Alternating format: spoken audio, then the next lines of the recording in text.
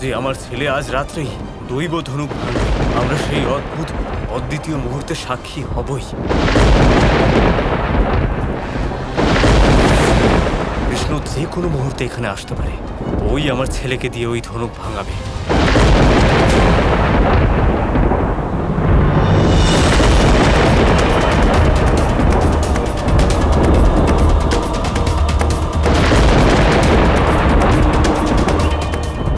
এটা তুমি কি করলে কানাই? সবার সামনেই কথা দিয়ে ফেললে যে কংসের সুরক্ষা কবচ ওই ধনুক আজ রাতেই ভাঙবে, আর তার উপর এটাও বলে ফেললে যে ওই ধনুক ওই ছোট বালক ভাঙবে। পুরো মথুরাতে আজ কেউ আর ঘুমোবে না। সারা রাত ধরে সমস্ত মথুরাবাসীরা জেগে ওই ছোট বালকের ওই ধনুক ভাঙার মুহূর্তের জন্য প্রতীক্ষা করবে। এবার মথুরার সকলের সামনে দিয়ে গিয়ে তুমি ওই ধনুক কিভাবে ভাঙবে? ধনুক ভাঙবে দাদা। আজ আরো একবার দরজা নিজে থেকে খুলে যাবে।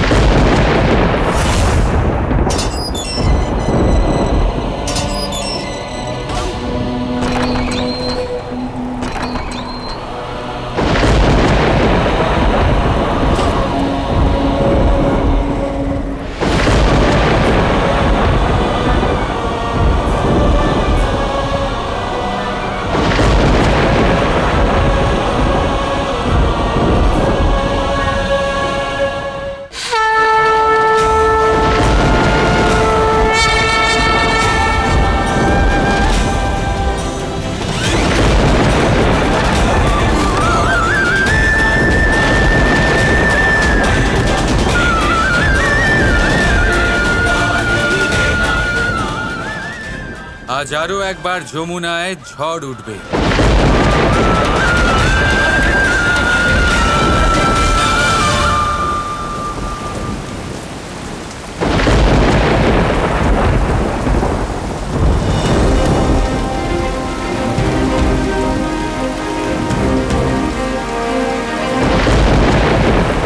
আজ আরো একবার যমুনা আমাকে পথ দেখাবে।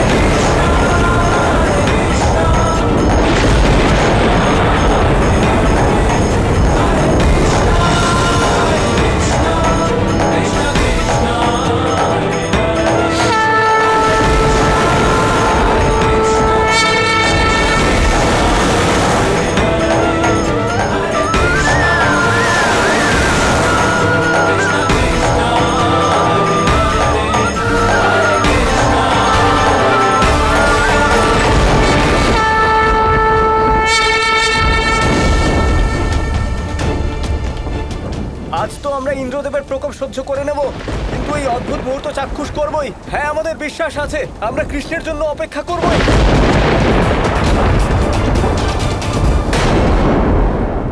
আজ সবকিছুই একই রকম হচ্ছে।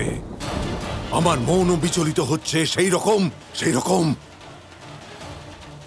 ওই কৃষ্ণের জন্মের সময় হয়েছিল। কেন কেন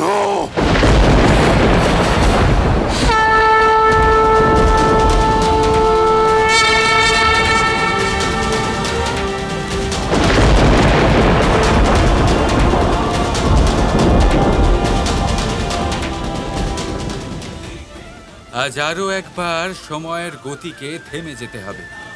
আরো একবার সবাইকে কিছুক্ষণের জন্য স্থির হয়ে যেতে হবে।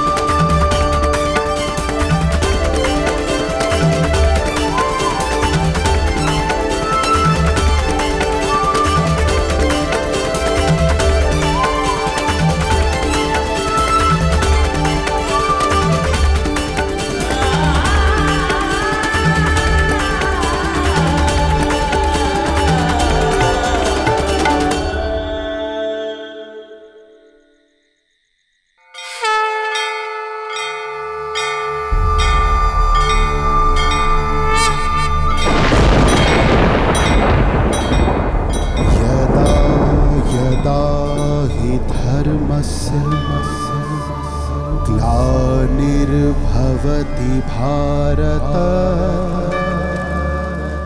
अभ्युत्थानम् अधर्मस्य तदात्मानं सृजाम्यहम्।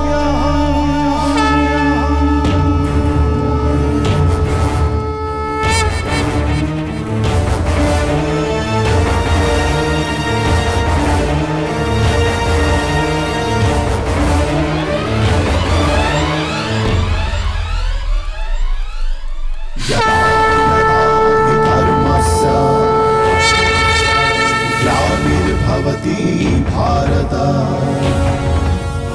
अभ्युत्थानमधर्मस्य तदात्मानं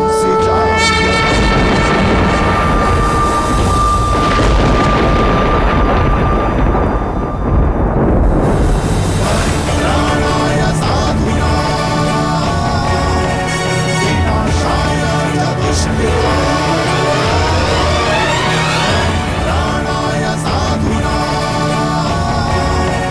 विनाशाय च दुष्कृताम्।